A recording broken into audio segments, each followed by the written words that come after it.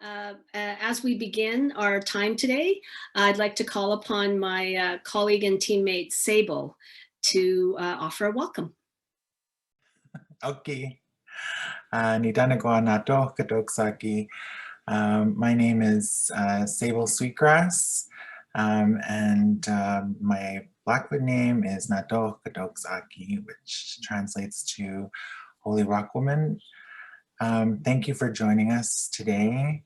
And I actually just wanted to acknowledge that yesterday was Red Dress Day here in Canada, and this is a very significant day. It acknowledges the ongoing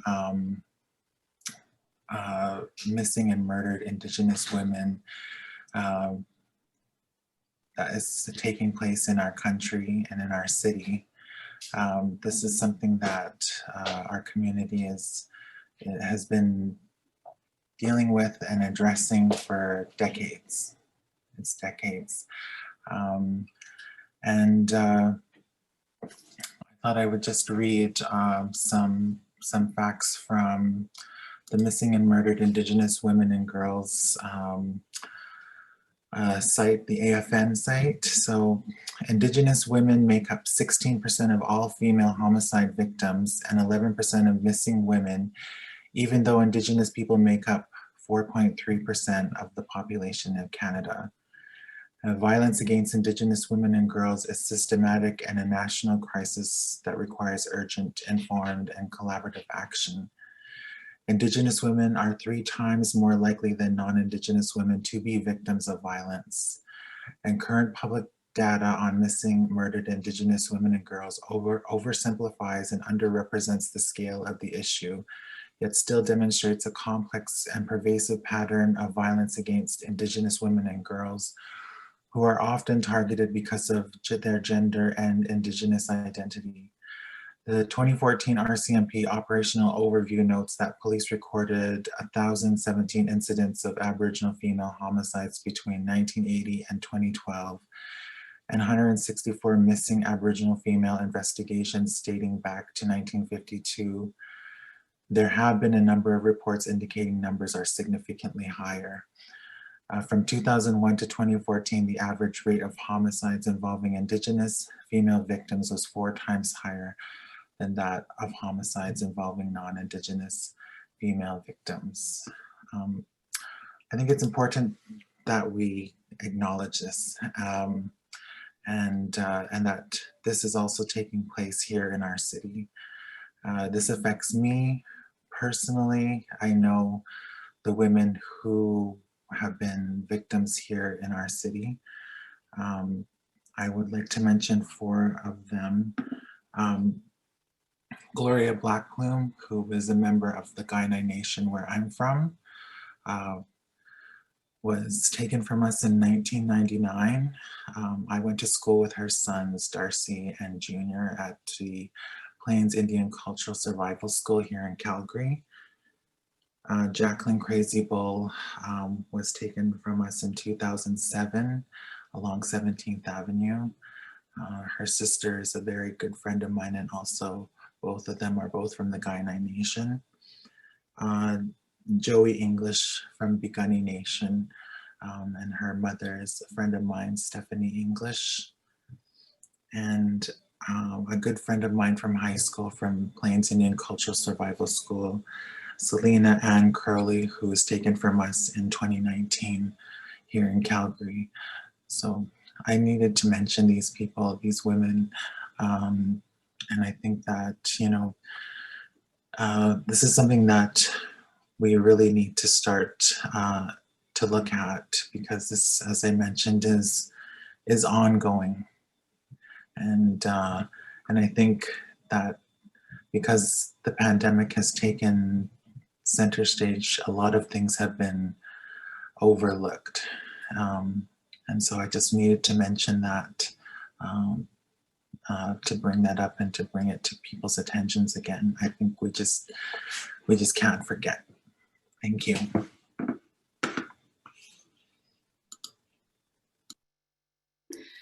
Thank you very much, Sable.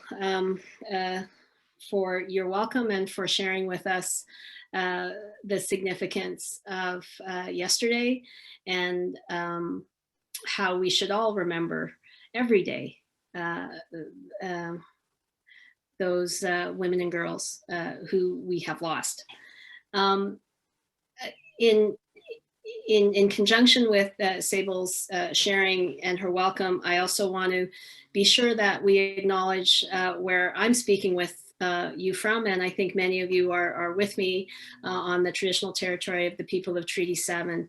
That is made up of the Blackfoot people, the Niitsitapi, comprised of the Kainai, Piikani, and Siksika First Nations, the Blackfoot Confederacy, which also includes the Ehaye Nakota people, comprised of the Chiniki, Bearspaw, and Wesley First Nations, and the Tsuut'ina people. This is also the traditional home of the Métis people of Region 3. And I think some of you who maybe undertake your own land acknowledgements and territorial acknowledgements, I welcome you to put those in the chat to share that with us if you feel so inclined.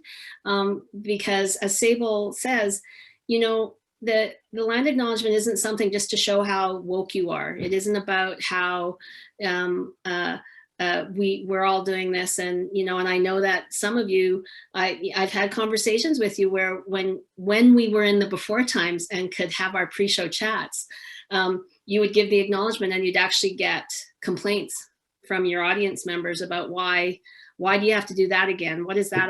And the thing is, when we undertake these things because they have meaning to us, then they will have meaning for our audiences. And so I invite you and encourage you to think about when you provide a land acknowledgement or you welcome stories from members of the First Nations, Métis and Inuit communities, or seek the guidance of elders, that you actually understand the meaning behind it, and the meaning, more importantly, for you, about why you're doing it. And so for us, it is because our reconciliation journey is at the core of how we are working going forward in good ways, recognizing different ways of being and knowing and acknowledging each other for who we are. All of us in today call this place home, wherever you are. And along with that brings its own kind of responsibilities and accountabilities that you will identify and you will articulate for you. And our ask of you, my ask of you in this time, is that you recognize and think about the original people who were first here to help take care of this place and this land, because then that will make us all want to take care of each other. And I think that's a pretty good thing. So on that note, I'd now like to ask my teammate and colleague, Melissa Tuplin, from our community investment team, to go over a few meeting protocols as we begin our town hall with you today. Over to you, Melissa. Hello, everyone. Welcome. Nice to see everybody in this space. As you can see, we have two ASL interpreters with us today, Shelley and Sue. Our gracious tech support, Ben Nixon, is going to be spotlighting their screens as well as the speakers for you throughout the session. We are using a transcription app called otter.ai. If you'd like to use the transcription, click the red box at the top of the screen. It is only in English for the time being, and it's not 100% accurate, but it can be used to follow along today's conversation. But we can also use the closed captioning embedded in the Zoom as well. So if you wanted to use that, you could click at the bottom of your screen. It should say closed captioning. Again, we can't guarantee that everything will be spelled correctly, but it will give you an okay idea of what's being said. Now you will notice that this meeting is being recorded. It is being recorded for future reference and to share with folks who can't make this time work. So if you would not like to be visible in the recording, just keep your cameras off. When we release the recording, we will include an accurate transcript of what's being shared as well as the chat box. Again, Ben, you see him on the screen there. Please chat with him if you have any technical issues or accessibility questions. If you have joined us in town halls before, you'll know that Calgary Arts Development uses group agreements. And by attending today's town hall, you are agreeing to abide by those group agreements. There was a link included in the registration page for this event, and it can also be found in the chat box. For reference, I believe one of my teammates will share it there. And finally, there will be a question and answer period at the end. When I'm working in the office, I realize that traffic exists. Excuse me. There will be a Q&A session at the end of the session. So if you have any questions throughout today's gathering, submit them via the chat through our social media channels or to info@calgaryartsdevelopment.com, and we will try to get to those at the end of the session. So back to Patty. Thank you. Many thanks, Melissa. So we haven't gathered for quite a while, and a lot has happened here at Calgary Arts Development. So we wanted to just take some of your time today to fill you in on what's been happening for us, and also allow for some time at the end of our session today for any questions that you might have.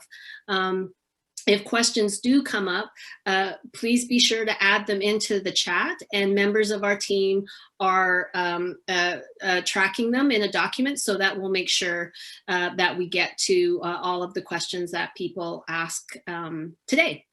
So on that front, I am going to start off a little bit with a state of the arts, what we've seen, what we've observed over this last little while on a variety of fronts, and well, we'll just go from there. So Calgary Arts Development, we have a 4-year strategic framework. It lines up with City Council and their election cycles of 4 years. So currently 2021 marks year 3 of the 4-year cycle. And we have two priorities. Our number one priority is to foster and encourage a sustainable and resilient arts sector. For us, that's about creating the conditions where artists and arts workers and those who are supporting the arts sector in Calgary, trying to create the conditions where you can do the amazing work that you do, which in turn leads to fostering our second strategic priority, which is arts-led city building. Here at Calgary Arts Development, we believe in the power of the arts to build strong, amazing communities that all citizens deserve, not some. And, you know, needless to say, 2020 was a humdinger of a year, as is 2021.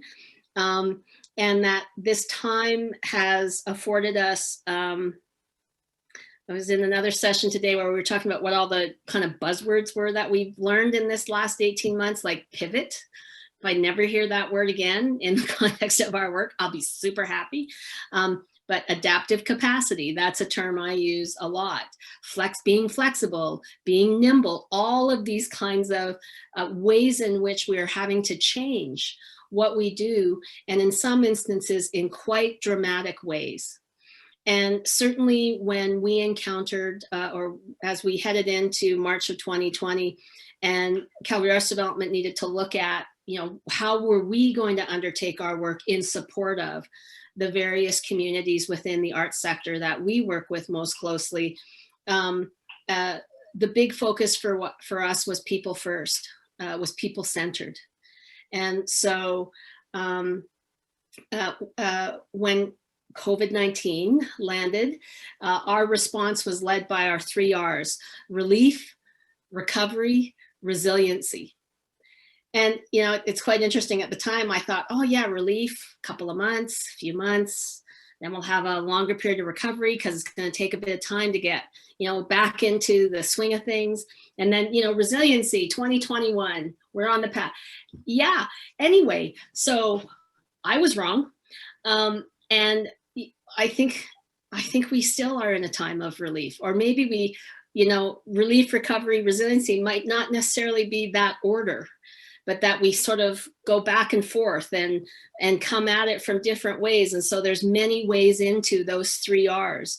And one of the things when I think about the relief side of it right now is I believe the arts communities and artists will be a welcome relief for our community at large as we find ourselves in this prolonged period of time, and we see the anxiety and we see the frustration and we feel the impatience. The arts sector will be a relief and a salve for our community. And I think a lot about that in terms of the work that we will do at Calgary Arts Development going forward, not only in the rest of 2021, but beyond that. We've already seen the arts be a relief. Remember back a year ago, how people leaned on the arts, all of the online content, even now binging on all kinds of work. All of you who are producers and the work that you've transitioned to online experiences and the kind of feedback that you're getting. The people who picked up their guitar again or their paintbrush again after 20 years, started up their book clubs again. All of those things don't happen without artists. They just don't.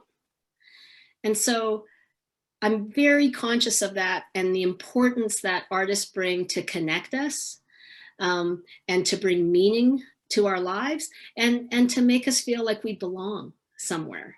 And that's all of you. And I really want to thank you for, on top of trying to keep your own organizations going concerns, you also deliver that piece. And that shouldn't go unspoken or unacknowledged. So I do want to thank you very much for, continuing to be that relief, and to offer that to the communities that you serve. In terms of our granting activity in response to COVID-19, it included a $1.5 million short-term relief fund that was almost immediate. It was within days of the announcement of the closure of the public ban on gatherings. The city in turn then made a one-time allocation of $2 million in emergency relief funds, which were supported for the online programming grant with the Rosé and Calgary Foundations in partnership. And then our regular granting programs made for a kind of busy year.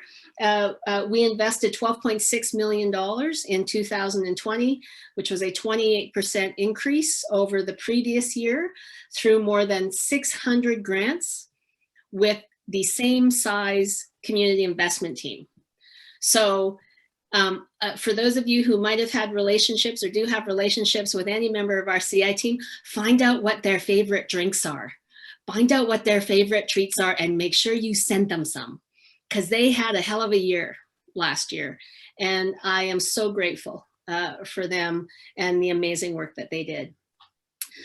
With our community collaboration, some of you may have taken part in Chinook Blast this past February, where a number of civic leader organizations, many of them in the arts, came together to provide amazing experiences in a safe way for our citizens. Some of you may have been a part of our Rise Up YYC activities, which is a coalition of civic partners and arts organizations to keep the arts present during this time of COVID, where experiences were provided and encouraged that involve safety first, both backstage and in front of the stage, ensuring people's safety. Second thing was hyper local. We're promoting Calgary's art scene. And the third thing was those who were working deeply in collaboration and in partnership to make these amazing experiences for Calgarians. And we look forward to seeing what will happen this coming summer. In addition to those events and activities, we also host a series of Rise Up relaunch lunches, which are industry conversations. We just had one this afternoon where we were talking about, you know, the challenges when, you know, there's restrictions and then there's an ease, and then there's restrictions and then there's more restriction. And how do you even plan? How do we even work together? How do we try and make our way through this? And so it was a great conversation today. We are advocating, particularly with the province right now, around developing an industry protocols manual, similar to what, if any of you work in film and television, trying to ensure that Alberta Health and Alberta Health Services are aware of the degree of expertise and professionalism that exists in the live arts and culture industries, so we can get our people back to work. We're working on a creative economy strategy that we hope to release the initial framework on sometime in June, in time for our report to community, so maybe you'll join us then. And I want to have a special shout out to Kaylee Bicycle and her firm Bird Creatives, who we've worked with for a long time, but their work on Rise Up has just been phenomenal. And whatever strides we see because of the guidance of Kaylee and her team. So many thanks to you, Kaylee, for that. We also are regularly in touch with our cohorts in the other 2 orders of government, so municipal, provincial, federal, the 3 orders, tri-level, to ensure that our funding activity is aligned. You'll hear from Matt Stone shortly about some of our work concerning the experience, the live experience economy, and some data that we've been gathering to hopefully give you as much information as we can about when you can get back up and going again, get started again. And something that I didn't think I'd ever be engaged in and involved in, but am. Calgary Arts Development is a supporter and a proponent of a universal basic income guarantee for artists. And so we've been working with 4 other cities in Canada and their municipal arts councils, Toronto, Winnipeg, Montreal, and Edmonton, as well as Calgary, to work with the federal authorities on how we might set up a basic income guarantee. In that regard, that's the long game for us, but you may have seen the shared article that we had published in the Globe and Mail several weeks ago. We can probably maybe put a link in there in the chat. Whew, okay, I'm almost through. We know that there's no crystal ball. And again, the conversation today at the relaunch lunch was really around that. You know, how do you read the minds of people who maybe don't even have the answers themselves? And so I think what we're trying to do is really do what we can. All of you in the industry, presenters, producers, exhibitors alike, you know what you need to do to keep your audiences safe. And your audiences are exactly that. They're yours, so they trust you. So we want to make sure that we're gathering as much as we can to create that set of protocols or checklists. We're not even sure what we're calling it yet, but Kaylee is working with a group of organizations and individuals. There are a number of coalitions that have come together, like the Alberta Live Event Coalition. There's the Outdoor Festivals, Alberta Outdoor Festivals Coalition. There's a music venues consortium, working within those frameworks, as well as an occupational health and safety expert to really try to standardize some of these protocols so we can give assurance as best we can, relying on the science to get our folks and all of you up and working and running again in ways that you want to be. It is a slow, frustrating, anxiety-ridden process. And I wish we could move faster, but all I can say is I think we are getting traction. And as one of my colleagues, Saul Zia, said, you know, if you're not feeling frustrated, then you're probably not talking to the right people. because, you know, we're one sector among how many across the province that are asking the very same things. And so we're just trying to make sure that we have our place at the table as well, and that there is understanding and knowledge around what it is that our industry, our sector brings to the well-being of our communities. For any of you who have been working with us in any kind of way, you will have seen our work in equity, diversity, inclusion, and accessibility. That is how we phrase it at CADA, EDIA, has accelerated and intensified in this time. Last summer, we hosted a series of anti-racism town halls. We will continue to host a series of town halls this summer coming up and fall, so stay tuned for that. We've created an EDIA staff working group and have commissioned an EDIA community working group to examine our commitment to EDIA at every level of our organization, to further develop anti-racist policies and practices governing our work, including recruitment, access to granting programs, procurement processes, community engagement. We're undertaking an EDI and equity audit this year. We're amplifying the stories of artists who reflect that broad variety and cultural diversity of our city through the Storytelling Project, which includes a new web series called Living a Creative Life, hosted by Adora Nolfar. We're continuing our reconciliation journey and in right relations with Asana Geeks, a dinner and dialogue series that we co-host with the Calgary Board of Education, participation on an Indigenous funder circle, and of course, our work through the Original Peoples Investment Program, led by Sable Sweetgrass, who you heard from earlier. And finally, right now, we're providing administrative support for the Black Lives Matter Murals Project facilitated by Pink Flamingo, which is a series of 4 murals that will go up this summer, funded by the city and led by Pink Flamingo. Stay tuned and keep an eye out on our social channels about the calls for artists that will take place and the engagement activity. Whew, okay. Enough from me for now. I am going to now turn it over to Melissa for an update on our 2021 grant investment programs. Awesome. Thanks, Patty. Well, as you heard, last year was a medium busy year for our team, and I am, as always, intensely grateful to Marta, Taylor, Sable, and Van for the work that they do with you and for our communities. Our 2021 investment programs are now in full swing.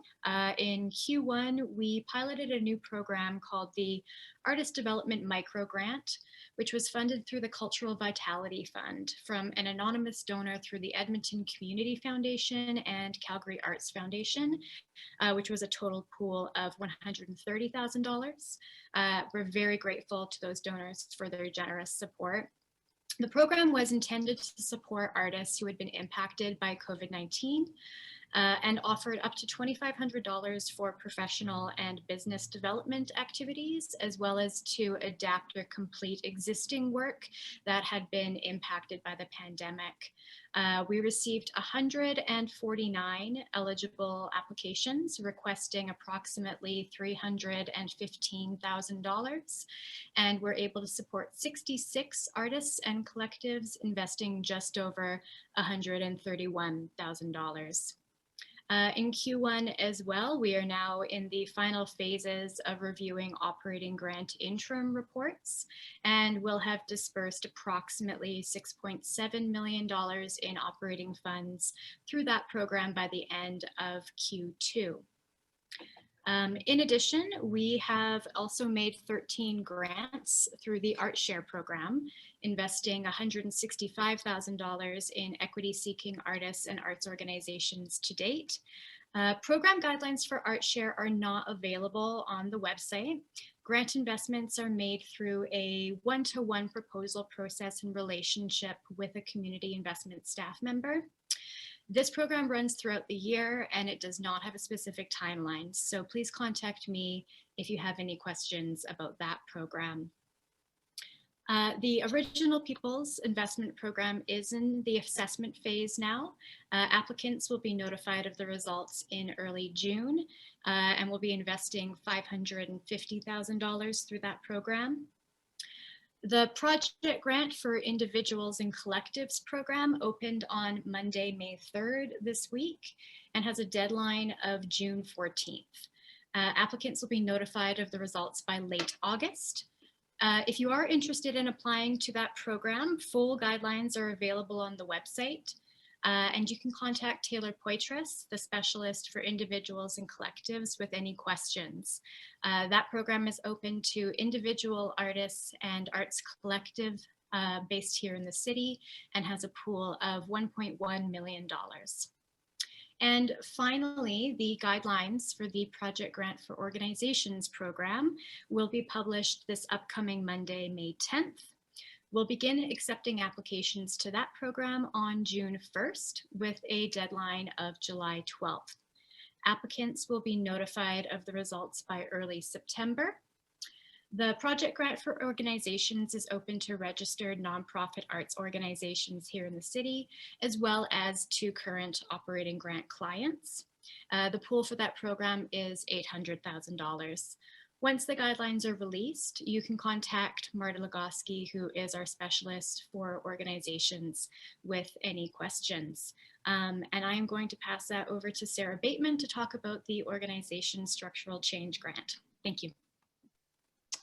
Thanks so much, Melissa, and hi everyone. Thanks for joining us. Just really quickly, a few of you know about this new grant this year called the Organization Structural Change Grant, and I just wanted to pop in here and talk a bit about it. It is a one-to-one conversation, and we created it this year because some of our research was showing that we all know the arts was impacted so severely with the pandemic, and we saw some signs that demonstrated some arts organizations would have to make some tough decisions around how they operate. And that could be, you know, sometimes mergers, closures, but also could also look at strategic partnerships. Who should we partner with around our operations? And just to look at how to do it differently. So I just wanted to highlight that if your organization is looking at different structures as you look at coming out of the pandemic, do give me a shout. All of our guidelines and background are on our website, but give me a shout and we can start a conversation if that's of interest to you and your board. So back over to Patty. Thanks so much, Sarah and Melissa, for that update. And I do want to just particularly note the generosity of the Calgary Foundation for their matching support to the Cultural Vitality Fund, which was led through the newly formed Calgary Arts Foundation. Thanks to their match, we were able to direct $400,000 to supporting individual artists who were so severely impacted by the pandemic, and really appreciate that recognition. So in March of this past year, Calgary Arts Development was announced as the recipient to take on and lead the public art program of the City of Calgary. This new direction for public art is a 3-year transition period, effective immediately. And we've undertaken significant work in the areas of arts development and city building. And from 2012 to 2020, thousands of citizens participated in a community consultation process to develop a citywide arts development strategy called Living a Creative Life, an arts development strategy for Calgary. And it focuses on how the arts touch the lives of all Calgarians and how we might work together to create the conditions where Calgarians can live their most creative lives. When the city of Calgary made the announcement that the public art program would best be implemented by a third-party provider, Calgary Arts Development explored the opportunity and the option and the possibility of our submitting a bid to the RFP process. And really kind of undertaking our own due diligence to ensure that our participation or leadership of the public art program aligned with the vision, values, and mandate that CADA was originally set up to serve. We learned a lot about the program, about the impacts on CADA if we were to take on the program, and also tried to be very thoughtful about what the benefits were that we would be able to bring into this kind of an opportunity. Our board of directors struck a committee specifically to explore this possibility, chaired by artist Jeff DeBoer. And we prepared what our response to the RFP would be. We didn't say yes to everything that was being asked for, but instead we tried to lay out that within Calgary Arts Development, this is what a public art program at CADA would look like.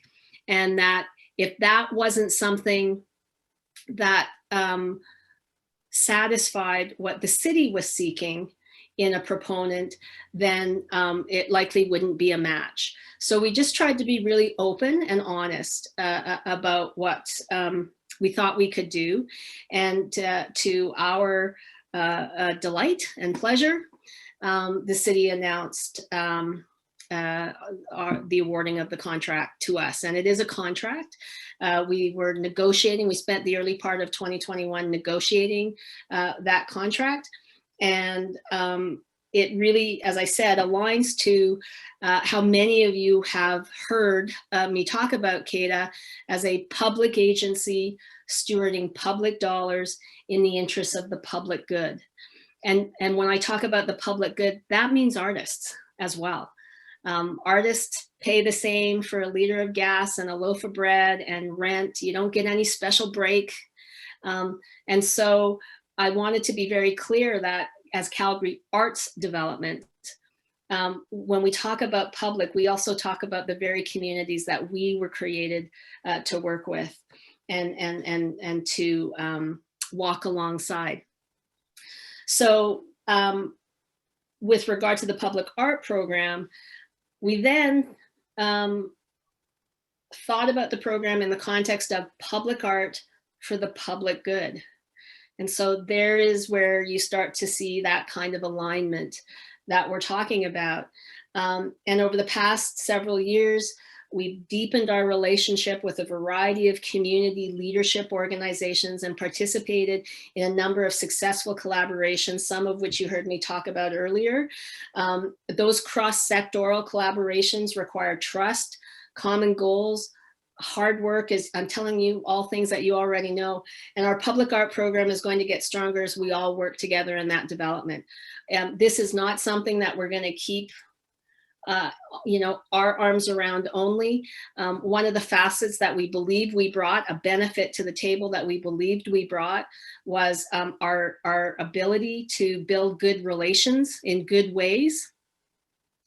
I think we're good listeners, and we try to respond in a thoughtful way. And as my predecessor, Terry Rock, used to talk about, our view to engagement is ask widely and ask often. So that we want to be in a continued kind of dialogue with all of the communities who want to have conversations with us concerning public art. So all that being said, I do want to say we're not starting over. The public art in Calgary, so not the program, but public art, has been present in Calgary and a part of the city of Calgary's life for 100 years. So it wasn't about a 2004 public art policy. And so that's the legacy that we will build from. And moreover, and more importantly, perhaps, there is a legacy of art and art installations telling our stories on this land in the public realm since time immemorial. That is the tradition. That is the history and the legacy that we have to build from. And Calgary Arts Development is just thrilled to be engaged in this moment in time as a steward of this program for the benefit of the public good. And so on that note, I would like to invite my teammate and my colleague, Gregory Burbidge, who is our interim director of public art. Over to you, Greg. Hello all, this is Gregory speaking. Though I know many of you here, there are a lot of folks here that probably haven't gotten to work with me. I'm your interim public art director. For those that already do know me, it's more likely you've been in relation with my role as the research and policy manager at Calgary Arts Development. I'm originally from Flin Flon, the original northern border of Treaty 5 territory, home of the Innu people, the Métis region of the Pas. I lived in a few places, but I spent a pretty formative 10 years working in Atlanta, down in Georgia, primarily home of the Cherokee people. Though I'm a research fiend, I'm pretty excited that for now I get to spend some time working on public art again, something I've done a few different places in the past. In Atlanta, helping them launch a regional public art program. And for the past couple of years, I've done some evaluation work with the Bloomberg Foundation on their public art challenge down in Parkland, Florida, exploring how public art can be used as a tool for community healing in response to gun violence. Sometimes over the past couple of years, that work responding to gun violence felt like we were talking about a specific singular event, historical event, their high school shooting. But you know, there's a lot of days right now that doesn't feel like history, and that we're working on a public art project that sadly is continuing to be relevant in other ways. As Patty said, I'm an interim director, which means there'll be a permanent director alongside many other new roles. We'll be spending the summer posting and recruiting for a variety of positions for our public art team, from engagement and communication folks to 2 new managers, director. We expect the director search to be a national, international search, and plan to have someone in the team this fall who can really help shape a vision for public art in Calgary that tells the story of who we are and can curate a collection that supports that vision. So keep your eye open on the classified ads. Subscribe to our newsletter if you're not already. It's the easiest way to see when all those postings go up. If you see a posting and you're interested, but you're not sure if it's a fit, call me. We are working diligently to decolonize our hiring process. You'll never see one of our public art postings go up and say, please do not call, email, do not email, only submit. What we're interested in is being in conversation with people. So if you're excited about a position but don't know if you're a fit, call and have a conversation. I want to talk with folks about what we're hoping to achieve with the program and see if that's how people really want to spend their days. And if CADA can support the kind of folks that are going to bring this program to life. On a side note, the collection isn't just the stuff outside that gets snow on it in the winter. That's what this is what we often think of as public art, and that's what we talk about in public art, you know, in the newspaper. The public art collection in Calgary is around 1,400 pieces, and only about 200 of those are what you think of as outdoor sculptural works. There are 1,200 other pieces of art that the city has in its collection that get programmed throughout the city, in places, gallery spaces, windows, offices, all kinds of places. We're pretty excited that part of our role is helping to activate that and ensure that that part of the collection is also publicly accessible in a meaningful way. This is a 3-year transition. We have 6 months to get our house in order and staff up before we actually start tackling projects in partnership with the city this October. That's when you'll start hearing more about programs and projects that we're working on, and in many ways, we're hoping that you are also going to be engaged in our public art program. Y'all, as Patty said, you all are all taxpayers, y'all are part of the public, and the public good that we strive towards in terms of public good is public good for you as well. I think that's all I have maybe for today. If you watch the website or that newsletter for the week of May 17th, I think that's when we're hopefully going to get those first postings up. Thanks, Patty. Thank you very much, Greg. I keep talking about it every time I get a chance to. Greg's just done an amazing job of just jumping right in and, as I say, drinking from the fire hose in terms of trying to really understand the scope and the scale of the work that we have ahead of us. But it's really great work, and I'm very appreciative of that. In terms of some upcoming events, I want to take this time to ask you to mark your calendars for June 9th from noon to 1:30 p.m. For this year's virtual Mayor's Lunch for Arts Champions. The official announcement with all of the details of how to join the virtual gathering will be posted soon on our website. And at the event, we will be announcing the recipients of the Cultural League. Hello, I practiced that. This year's event will also announce the recipients of the Cultural Leaders Legacy Artist Awards. The event will also give us an opportunity to say thank you to Mayor Naheed Nenshi, who has done so much for the arts community and done such an amazing job in his time as mayor and leading a council that's really been there for the arts. So I hope to see you all there. Now, you heard me talk earlier about some of the partnerships and the relationships that we have and are blessed with being a part of. And I'd like to now call on Janet Butwitty. I never pronounce your name right. I'm gonna practice that. Janet, to provide us with an update on what's happening at Creative Calgary. Over to you, Janet. Great, thanks Patty. It's great to be here. Hi everyone. Thank you so much to CADA for inviting Creative Calgary to share what we've been up to. My name is Janet Butwitty and I am the co-chair of Creative Calgary's steering committee. And I'm also the director of marketing and sales at the Calgary Philharmonic Orchestra. For those of you who are not familiar with Creative Calgary, the group formed in 2017 ahead of the municipal election with a primary goal to advocate for a significant funding increase for the arts. The sector really came together, and through this collected effort, this goal was realized in 2019 when arts funding almost doubled from $6.4 million to $12.4 million. It really was a historic investment in our sector. And late last year, a steering committee was formed, made up of 10 volunteers. And earlier this year, we brought on a project coordinator. And we have been exploring establishing a professional arts alliance for Calgary.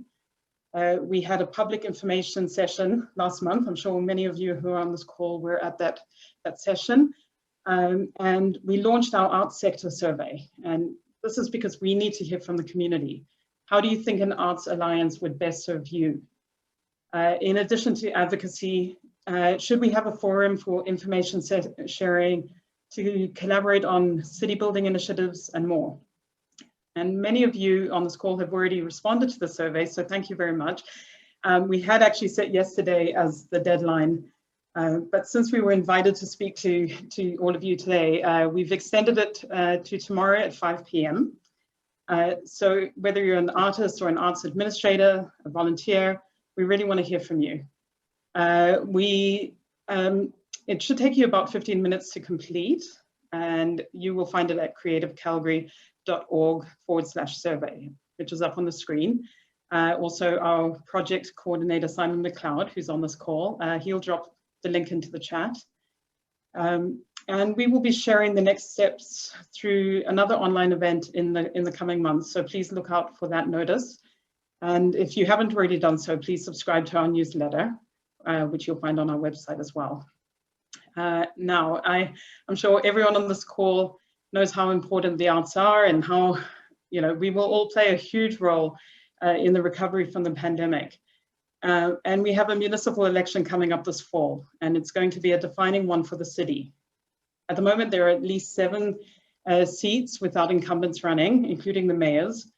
And we need to ensure that arts-friendly candidates are voted in and that the historic investment made in 2019 is not impacted. So all of us can play a role in this. We can all make a difference. So over the coming weeks and the next few months, we will be sharing information on the campaign. So again, please sign up for our newsletter and make sure that you're kept up to date on everything that's happening and learn more about how you can get involved. Great. Thanks, Patty. Thanks very much. One of our other partners we've had the great pleasure of working with over several years is Matthew Stone from Stone Olufsen. And currently the work that Matt and his team are undertaking on our behalf concerns the live experience economy and how we get back on our feet and how we monitor what consumer confidence, what audience behavior and thoughts and feelings are during this incredibly complex time. So I'd now like to invite Matt to speak a bit about what you've been finding throughout the various phases. Hi, Patty. Thanks for having me. I learned so much when I attend these town halls. Congratulations to you and your team for all the great work that you're doing. Thanks for having us. I'm going to share my screen if that's all right. I'd like to bring up, as Patty had mentioned, we've been working with Calgary Arts Development and several other organizations to bring a community resource to leaders in the experience economy. We know that all of you are facing significant challenges and you need hard facts to help you understand what audiences are thinking and what they want to know in order to reconnect with them. So a big thank you to Sarah and Greg and Patty and team at Calgary Arts Development for investing in this and supporting it, along with the other organizations here, Calgary Foundation, the Alberta Foundation for the Arts and others, Rose Foundation. Their investment has been critical in partnering with us to bring this to you. So this is a community resource. We want you to be able to use it. There are 5 phases of work. What I want to share with you today is just a few highlights from some of the most recent wave of work. We did work in March. All of our research is founded on the principle of watching what's happening in the pandemic and reacting to it and understanding how Albertans are feeling at the time. And the most recent wave of work that we have was completed in March when cases were at their lowest. And we've done previous phases of work when cases were at their highest. And so we'll now have a better understanding of how Albertans and Calgarians are reacting to this and some of the key themes that you maybe want to be thinking about. All of this research for the research geeks in the world, Greg, I'm looking at you, will want to know that we're looking at a sample that is very robust of 1,300 Albertans. So this is a longitudinal study, which is a little different than normal, meaning that we're following the same people through the pandemic to see how their attitudes and emotions and mindsets are changing over time. It's matched as the population overall. The first thing I want to talk about is comfort. As you well know, comfort is probably the new variable that we all have to deal with on top of understanding of our arts, as well as cost, as well as availability, and we all have to think about it. And because of the pandemic the way it is, it's shifting, the comfort levels are shifting in direct step with the lots of the variables that we're seeing in the market right now, particularly case numbers, restrictions, and now vaccines. And as case numbers declined in March, we saw comfort levels starting to rebound from when they were really low in December. The challenge that we're finding right now with the market in Albertans generally is that and you'll see this in the media, is an increasingly polarized population where we have a large portion, about 30%, who are very comfortable in large groups and just want to get back at it. And we have another group at the other end of the spectrum who aren't comfortable at all and want to stay in their small groups. The vast majority, or the 46% of the plurality, sit in the middle of that medium comfort. They're following the rules. They want to be only in the one group. But this polarization is starting to happen, and we're starting to see it in the market. We have to follow this because it's not until we get to a certain level of comfort that we understand that populations and audiences will want to come back and engage in live events. We know that it follows case numbers, and we know that it follows restrictions. What that red line, and lots of you are very familiar with this now, none of us thought we would be, but we are, that's the progress of case numbers.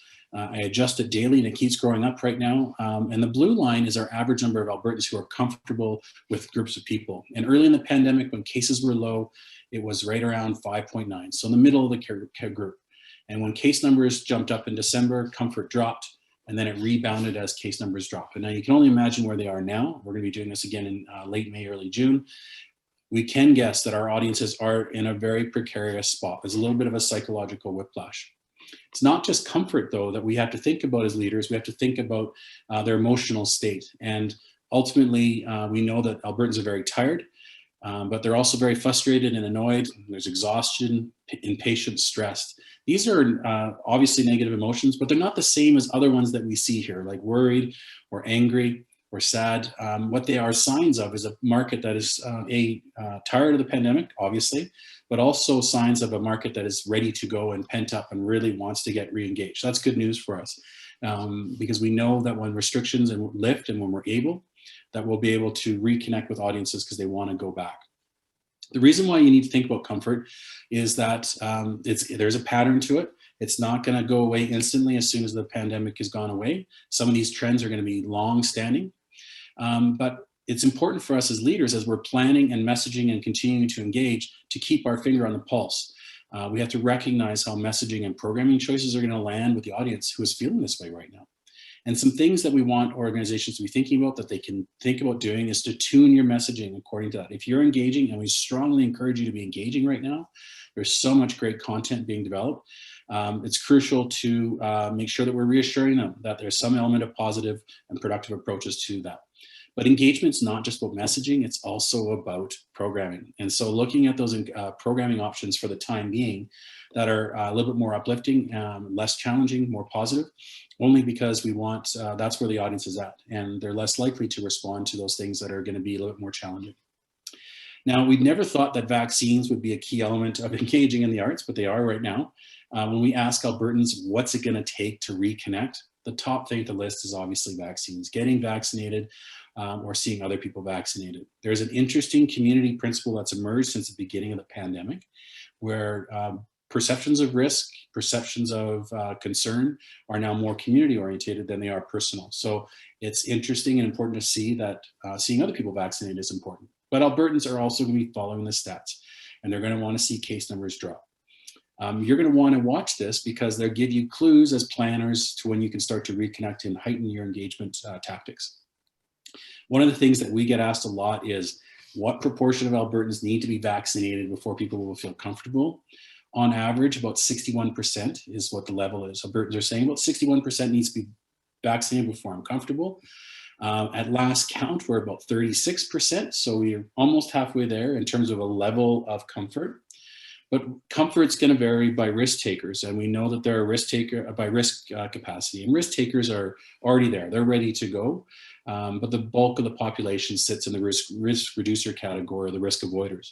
And ultimately, we know that it's going to take some time before we get to the vaccination level and people are going to want to reconnect. This is important for you to keep an eye on because it's a way of planning and looking forward ahead. If you're watching the progress of vaccinations and it's moving really quite quickly, we might be able to more reliably consider when you can relaunch programs, as an example, or when you want to time your communications. So incorporate it into your planning. We know that it's moving along at a clip. If you can do that, then it's going to help you.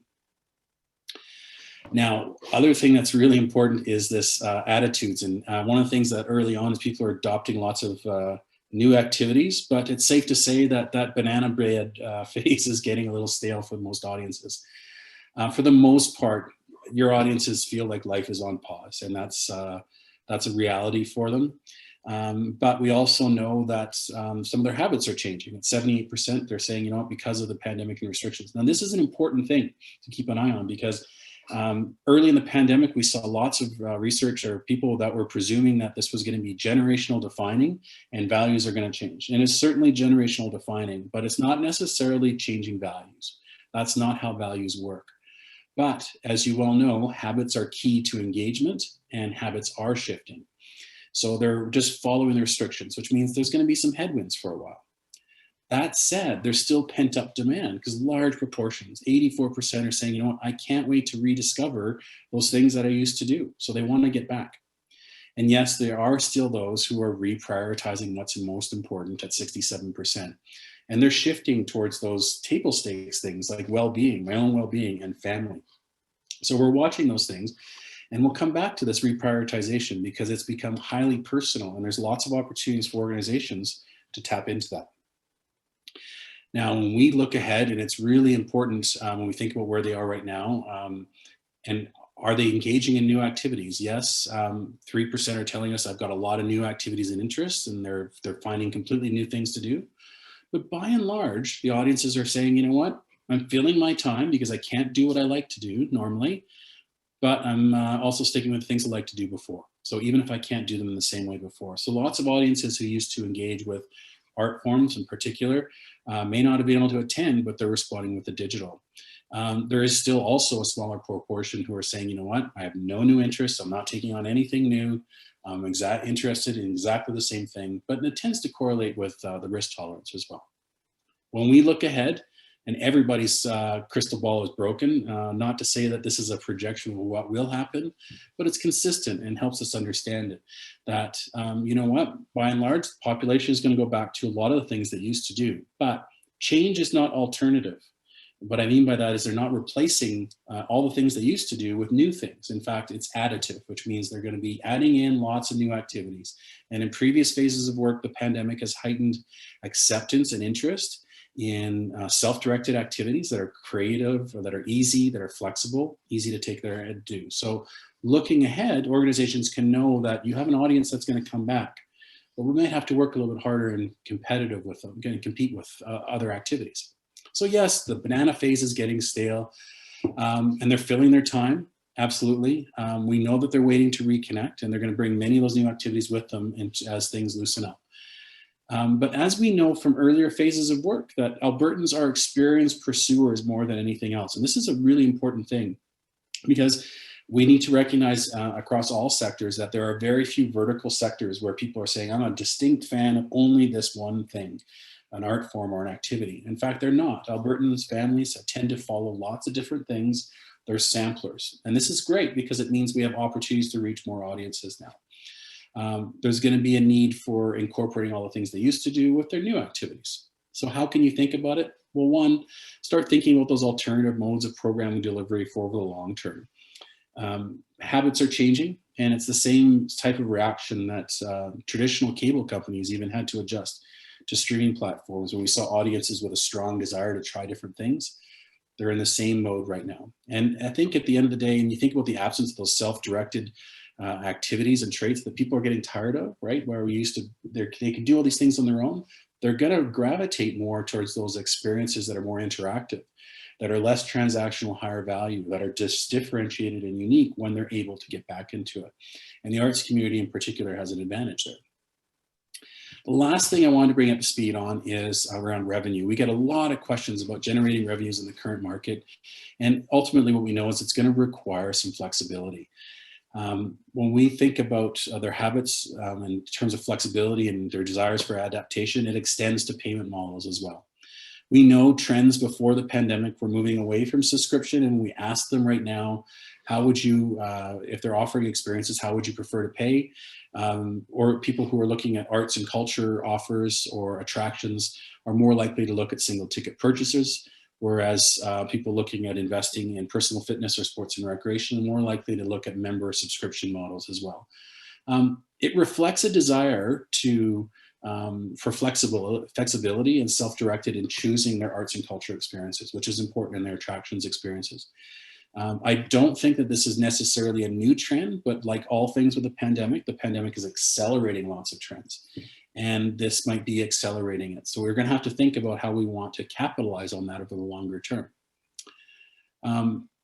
They are considering support, though. Right now, they know that their organizations are challenged for revenue. And when we ask them about different modes of support, we know that there's 32% who are willing to buy gift cards so they can use later, or pay for a service in advance, donate, and buy discounted passes, but only up to 46% saying, listen, I'm not going to give any money at all.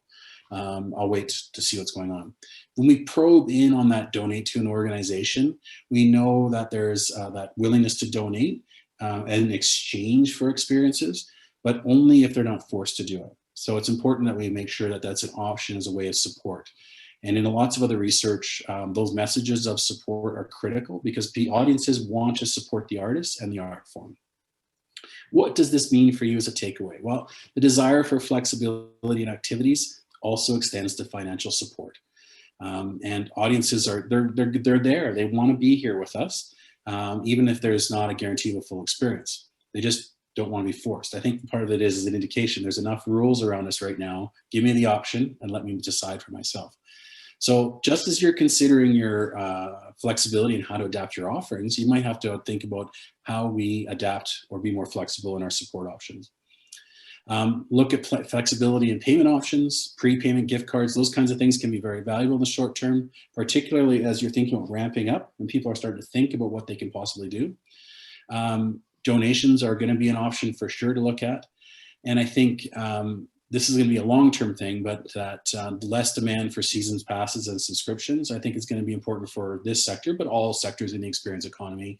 The model of subscriptions or memberships is fading away as audiences have the ability to self-select. We've seen it with entertainment, we're seeing it with media, we're seeing it with news, we're seeing it everywhere. It's just a matter of time now as it extends into the experience economy as well. Now, a final few thoughts. We've got 5 phases of work. We've talked to thousands of Albertans about how they engage, and there's some things that we're starting to see that are really important. I think the first thing we'll leave you with here is that this is not your typical crisis. And I know I'm master of the obvious, but a typical crisis and how we respond to it is a matter of managing an event that happens for a very short period of time to a small group. This is the opposite of that. And that means then, as leaders, we have to recognize that priorities are shifting slightly. The perceptions of risks and things that they're going to consider and their habits have altered, but that doesn't necessarily mean they're permanent. They're just going to be with us a little bit longer. The good news is their values are staying the same. So many of the things that we're seeing right now are going to fade away as conditions abate, but other things are going to stick around. So expect some of the headwinds that we're experiencing now to last for some time until habits become cemented or reconnected in a new way post-pandemic. The other big thing about the pandemic, and this is a natural outcome of a health crisis, is that this is absolutely personal. When we talk about people's priorities changing, they're shifting to be more focused on family, health, and well-being. Now, I'm not here to say that those factors or priorities were never important. They're always table stakes for any individual. But what's different right now is that they're heightened in their consideration. And while they may have always been taken for granted and everybody just assumed they were there, they're now part of people's active consideration set. It's in their variables when they're thinking about what risks they want to take. So no longer do they think about participating in an event only in terms of what will happen to them, but they also think, okay, well, if I participate, do I catch COVID? Do I share it with others? Do I put others at risk? So a lot of this is going to change over time. I think there are great examples in the fitness world. Peloton is one, to use that have done very well with this, because what they've done is they capitalize on a message of well-being and health in an immersive digital environment. But you think about the experiences across the economy and experience economy, particularly in the arts and culture, there is great opportunity given the value and the intrinsic benefits that come with the arts and how they connect with people in bringing people together, sharing with family, mental health, and well-being over the long term. Last point I'll leave with you, and I could chat all day long about this, but adaptation is going to remain absolutely vital for the long term. This is a trend that was started before, and it's going to be accelerated. We get asked a lot about the pandemic and what it's done, and it's accelerated all sorts of trends: digital, how we work, how we communicate, and now how people are to experience it. And pre-pandemic, one of the biggest barriers emerging was people seeing the same thing or the same type of experience would dissuade them from reconnecting again. They wanted variety. That's continuing now because choices have been more limited, and organizations are going to have to be even more flexible and innovative. And we're going to have to adapt our programming and our business models to take that into account over the long term and recognize that there might be greater opportunities if we start to collaborate across the sector. This is a community resource thanks to people like investments from CADA. So leaders can access more of the data and insights. Everything is available free, and we want you to use it. And our team is here to help as well. So we welcome inquiries if you have questions and you want to get more out of it. We're happy to help on that regard. I'll put the link in the chat as well. Thanks, Patty.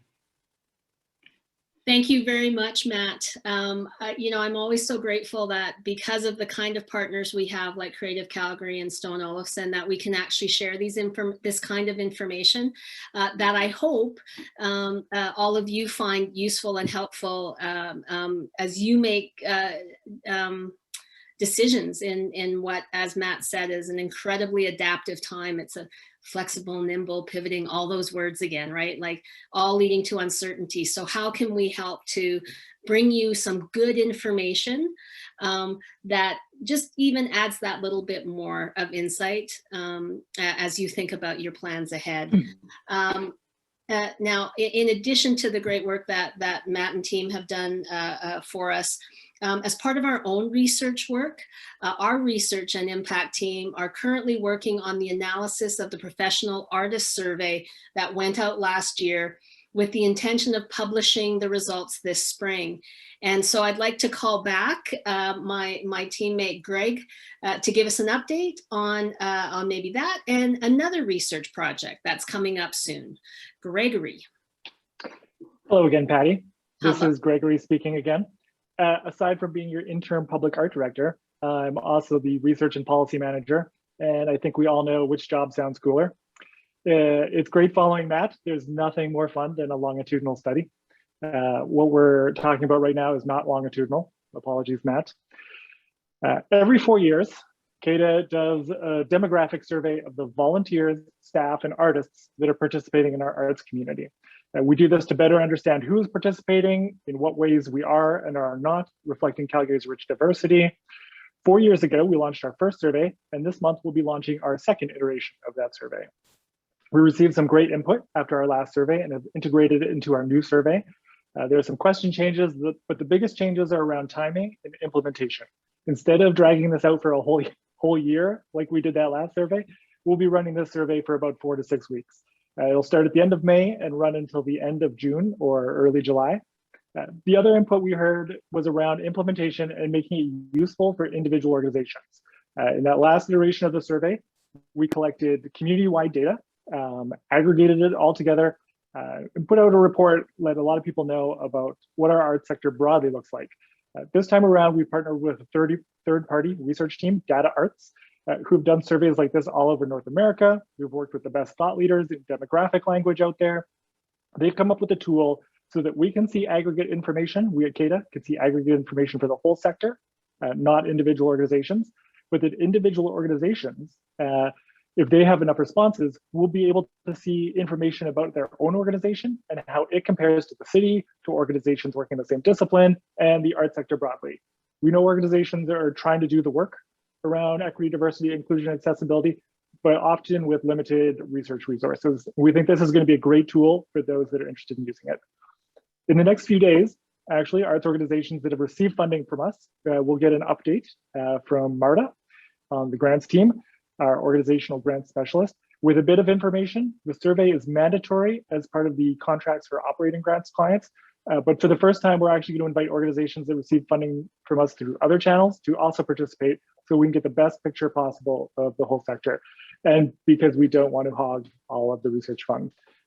So you should be expecting an update, an email from Marta, either late this week or early next week. Thanks, Patty.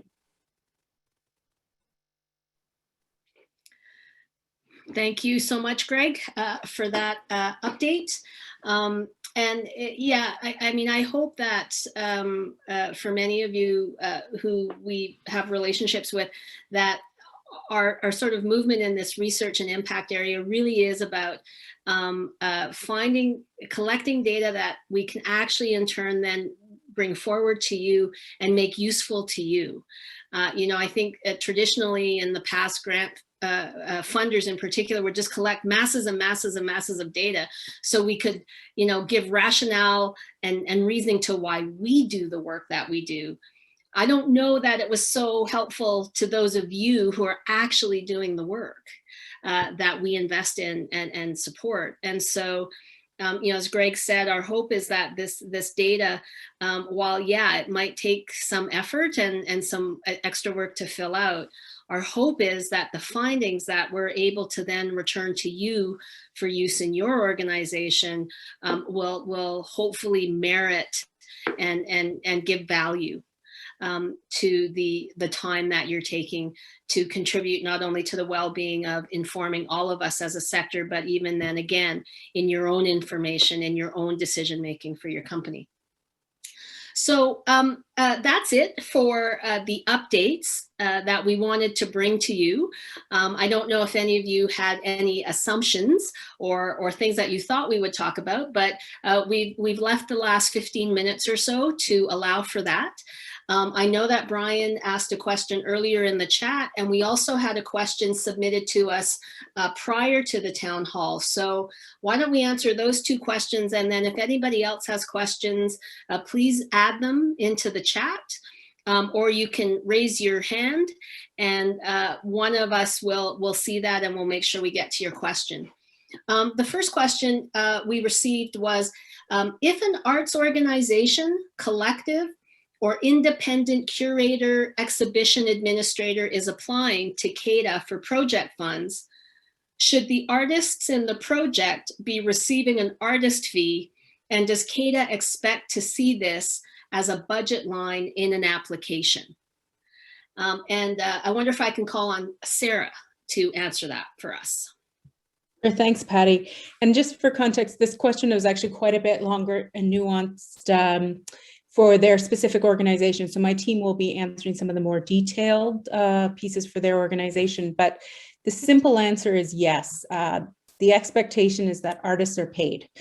For the purposes of project grants, applicants are coached to provide breakdowns of their budget calculations, including artist fees. But ultimately, we look at our peer assessment committees to determine if the proposed budget for artist fees is in line with professional standards.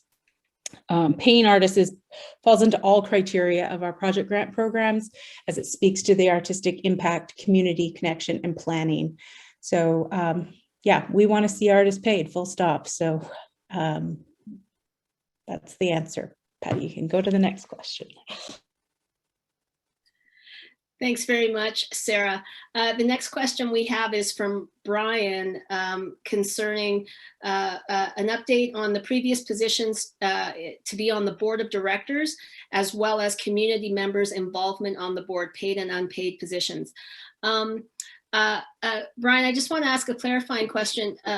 So all of the board members at Calgary Arts Development are volunteer positions, so we don't have any paid positions on the board.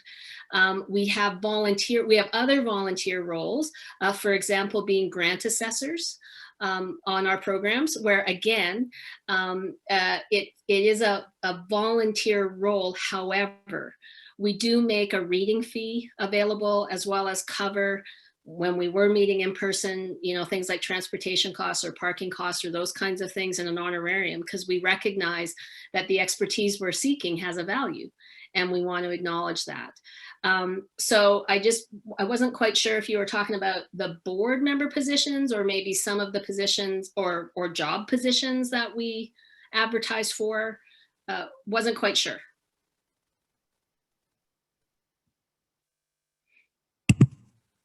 Yeah, I know that they were on the website previously before you guys had taken over with Calgary. I know that there was a few postings that were up for grabs in late 2020. Mm-hmm. But now that you guys have taken over, I was just wondering if those positions were still available, or if you guys were transitioning those positions over, or is it just you guys have taken over the program and it's brand new in a sense? With regard to the public art program, you mean? Right. Gotcha. Okay, so the public art program will fall under the auspices and under the stewardship of the board of directors of Calgary Arts Development.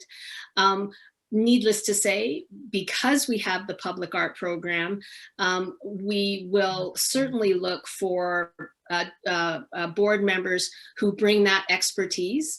I'm just seeing a question in here about acknowledging public art as a professional field, a discipline in and of itself.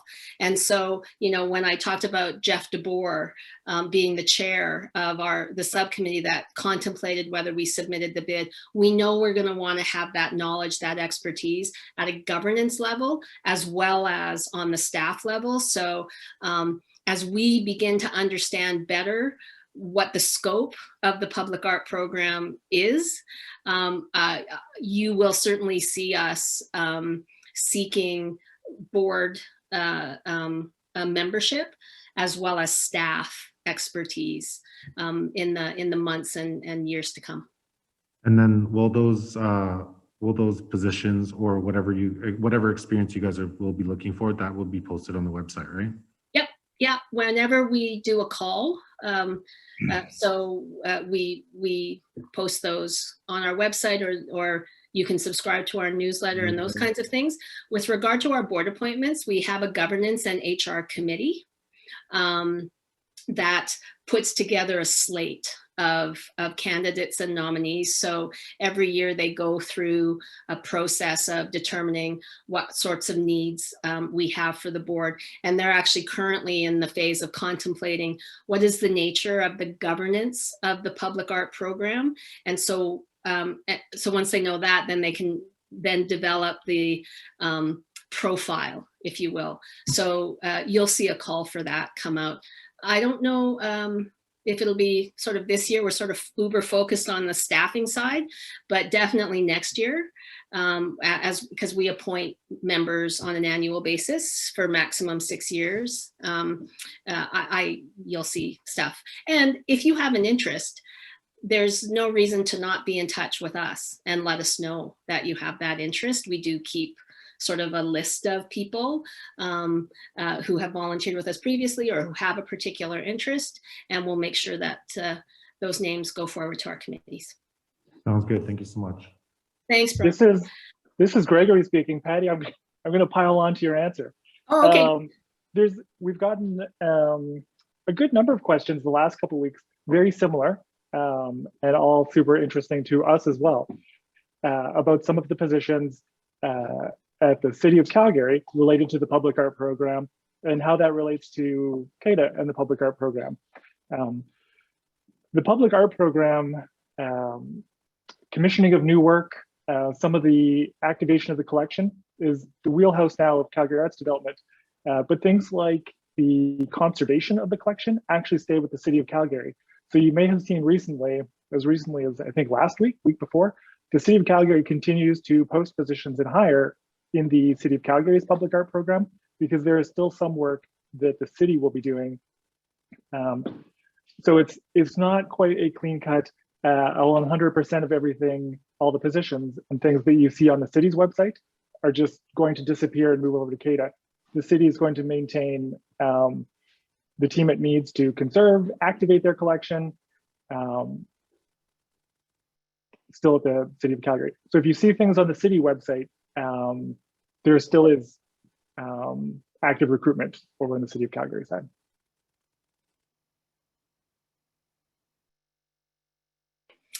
Thanks for that, Greg. And maybe you can also address any question or any part of the question that we see here. How is CADA going to continue developing a public art program that looks at public art as more than a tool to pacify and respond to social ills? Public art is a professional field to develop a resilient and sustainable art sector. Public art is a professional field, comma. To develop and sustain a resilient and sustainable art sector, public art in Calgary needs to be able to stand up within a national and international level within this field. What is CADA's vision to ensure this field in Calgary stays critically relevant and at the cutting edge of public art? Thank you. Patty, this is Gregory speaking. First off, Helen would tell you, Helen on our communications team, the comma is always very important. Don't miss the comma. The question has a lot of layers, but to address part of it around standing up within an international level and recognizing this is a professional field. I don't want to run away from the kind of things I should be saying right now. But yes, we recognize it as a professional field, and it's not a playground for folks that suddenly look at something outside and say, "Hey, I could do that." No, it's a professional field. We would love to engage folks in the work in many ways, but we recognize that public art is best done by public artists.